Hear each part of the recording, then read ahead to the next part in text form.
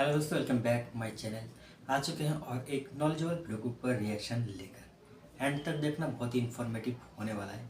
Video अगर अच्छा लगे तो चैनल को सब्सक्राइब कर देना। टेक्नोफिलिया का वीडियो आप लोग का ओरिजिनल लिंक मिल जाएगा in the description. So let's start this video. दोस्तों, भारतीय रक्षा तकनीक अब सिर्फ सीमाओं की रक्षा तक सीमित नहीं रही, बल्कि अब हम अपने दुश्मनों को उनके ही घर में घुसकर मात देने की तैयारी कर चुके हैं।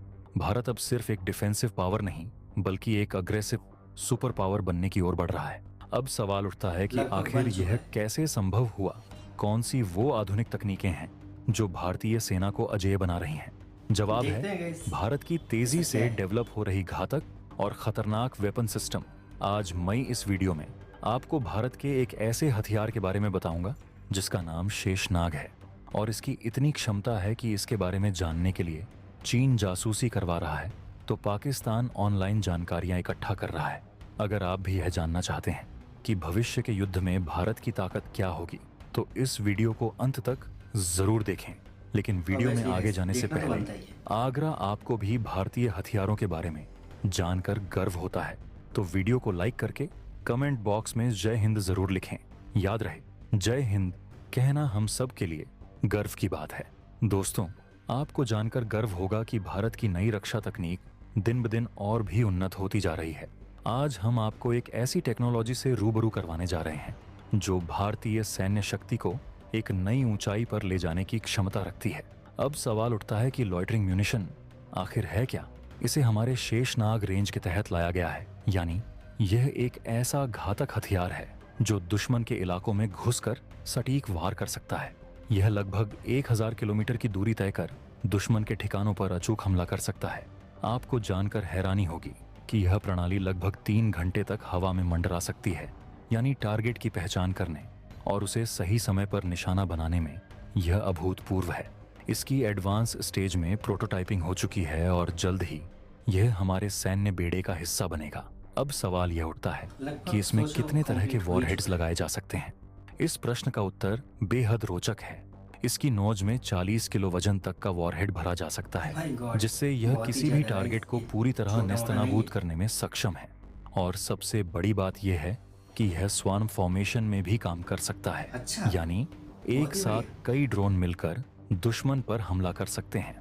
आपको जानकर गर्व होगा कि इस तकनीक में आर्टिफिशियल इंटेलिजेंस का उपयोग किया गया है, जिससे यह अपने लक्ष्य की पहचान कर सकता है और उचित समय पर हमला कर सकता है।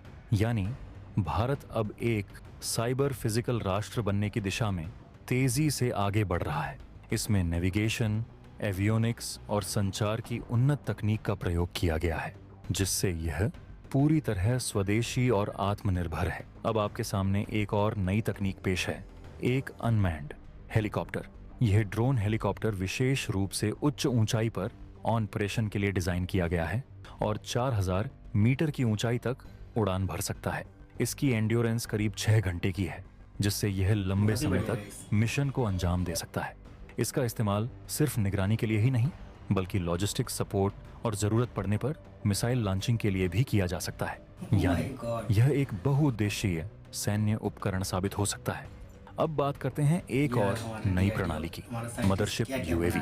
यह एक ऐसा अनोखा ड्रोन है जो खुद कई छोटे ड्रोन को ले जाने और लॉन्च करने में सक्षम है।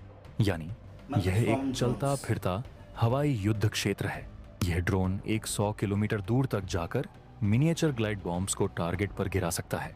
ये बम गुरुत्वाकर्षण बल की मदद से अपने लक्ष्य की ओर बढ़ते हैं और सटीक वार करते हैं। अब यह जानना जरूरी है कि युद्ध क्षेत्र में ये सभी प्रणालियां किस तरह काम करेंगी।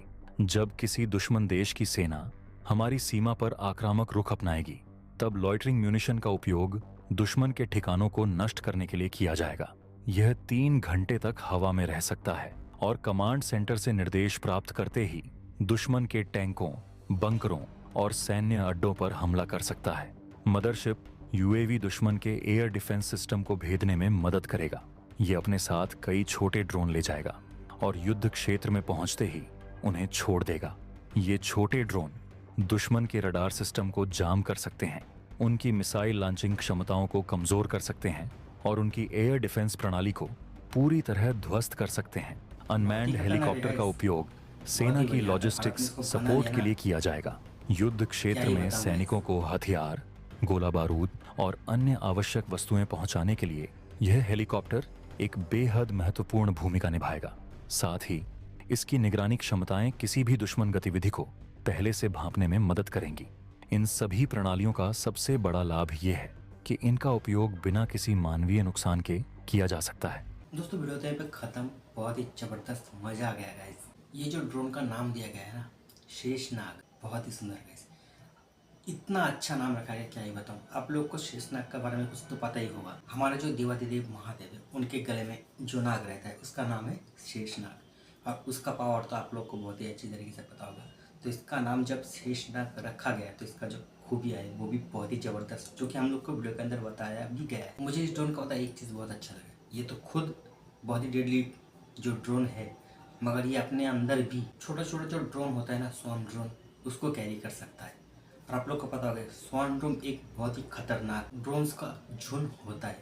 एक ड्रोन से आप बहुत सारे टारगेट को हिट कर सकते हो, ये सबसे बड़ा एडवांटेज है। और इसका तो प्रोटोटाइप भी बनकर रेडी हो चुका है, मतलब समझ लीजिए लगभग इसका जो काम है वो पूरा हो ही चुका है। अब देखते हैं कब तक इसका प्रोडक्शन लाइन शुरू होता है। और दूसरा जो बताया गया है ना, अनमैन्ड मिनी हेलीकॉप्टर, वो वाला मुझे बहुत ही ज़बरदस्त लगा गाइस।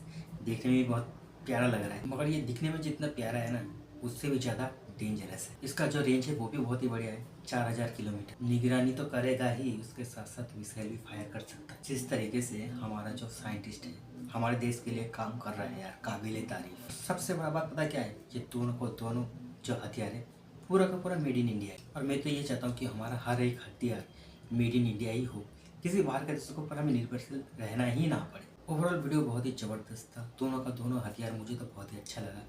आप लोग का क्या राय है वो कमेंट में जाकर बताना जरूर। अच्छा लगे तो लाइक और शेयर कर देना। मिलते हैं नेक्स्ट वीडियो में, तब तक के लिए जय हिंद, जय भारत।